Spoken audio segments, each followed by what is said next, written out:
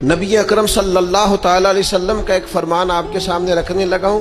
اس فرمان کے اندر سے جو روحانی چشمے پھوٹتے ہیں ذرا ان کا ذائقہ لینا ہے. حضور فرمانے لگے اے عائشہ اگر میں چاہوں تو سونے کے پہاڑ میرے ساتھ چلا کرے, میں جدھر جدھر جاؤں پہاڑ سونے کے میرے ساتھ ساتھ چلے, لیکن میں نے اپنے رب کی بارگاہ میں دعا کی ہے کہ مالک مجھے ایک دن روٹی دینا, ایک دن کا فاقہ دینا. اے اللہ میں چاہتا ہوں جس دن تو مجھے سیر ہو کے کھانا دے اس دن میں تیرا شکر ادا کروں, اور جس دن مجھے فاقہ ہو اس دن میں ہاتھ اٹھا کے رب کی بارگاہ میں دعا کروں. جب سونا چاندی آنا جانا پروٹوکول لمبے چوڑے معاملات ہمارے محبوب نے پسند نہیں کیے تو پھر رنگے چمن پسند نہ پھولوں کی بو پسند, ہم کو ہے وہ پسند جسے آئے تو پسند. کلمہ پڑھتے ہی حضرت عمر نے فرمایا یا رسول اللہ جب آپ سچے, قرآن سچا, اسلام سچا, تو چھپ کے نماز پڑھنے کا کیا مطلب ہے؟ فرمایا ابھی تعداد ہی کوئی نہیں, 40 تو مسلمان ہیں. عرض کی حضور مہربانی کریں نا آپ صرف اجازت دیں. 20 لوگوں کی صفیں بنا دی گئیں, ایک صف کے آگے حضرت عمر ہیں, ایک صف کے آگے حضرت امیر حمزہ ہیں. جناب عمر کہنے لگے چونکہ آپ اللہ کے رسول ہیں تو لہذا نماز بھی آج اللہ کے گھر میں پڑھی جائے گی.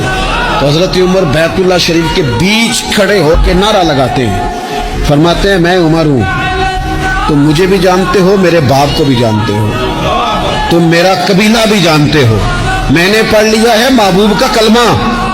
اب جس نے بچے یتیم کرانے ہو اور اپنی بیوی بیوہ کرانی ہو وہ آئے اور مجھے روکے. یہ محبوب اللہ کے ہیں اور گھر بھی اللہ کا ہے تو نماز بھی آج اللہ کے گھر میں پڑھی جائے گی. جو لوگ صبح دیر سے اٹھتے ہیں نا, انہوں نے 9 10 گھنٹے کی بھی نیند پوری کی ہو نا, اٹھتے ہی ان کا دل کرتا ہے 2 بندے مجھے دبائیں. حالانکہ سو کے اٹھنے پہ تو طبیعت فریش ہونی چاہیے, لیکن آپ اس وقت سوئے ہیں جس وقت دین نے کہا تھا کہ جاگو. آپ حدیث پاک دیکھیے, اللہ کے پیارے رسول صلی اللہ علیہ وسلم نے فرمایا ہے کہ جب تم سوتے ہو تو شیطان 3 گرہیں لگاتا ہے, گنڈا 3 گرہیں لگاتا ہے تمہارے کان میں اور کہتا ہے سو جا سو جا سو جا, رات لمبی ہے. حضور فرماتے ہیں جب بندہ سویرے اٹھ کے اللہ کا ذکر کرتا ہے, چارپائی پہ اٹھا, اس نے اٹھنے کی دعا پڑھ لیا, الحمدللہ کہہ لیا, اللہ اکبر کہہ لیا, یا اللہ تیرا شکر ہے, اپنے لہجے میں کسی طرح اللہ کا ذکر کر لیا. جب وہ رب کا ذکر کرتا ہے تو شیطان کی پہلی گرہ کھل جاتی ہے, اور جب وہ وضو کرتا ہے تو دوسری کھل جاتی ہے, اور جب نماز پڑھتا ہے تو شیطان ویسے ہی دور ہو جاتا ہے. نبی پاک علیہ السلام نے فرمایا ہر عالم کے پاس نہ بیٹھنا, اس عالم کے پاس بیٹھنا جو تمہیں 5 چیزوں سے نکال کے 5 چیزوں میں داخل کرتے.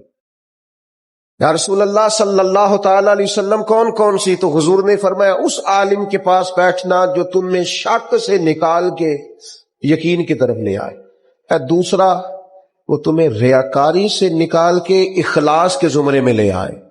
اور تیسرا نبی پاک صلی اللہ تعالی علیہ وسلم نے فرمایا وہ تمہارے دلوں سے دنیا کی خواہش نکال کے اور تمہارے دل میں تمہارے رب جو تمہیں آخرت میں چیزیں دینے والا ہے اس کی محبت تمہارے دلوں میں پیدا کر دے. اور چوتھے نمبر پہ نبی پاک علیہ السلام نے فرمایا اس شخص کے اس عالم کے پاس بیٹھو جو تمہیں تکبر سے نکال کے عاجزی کی طرف لے جائے.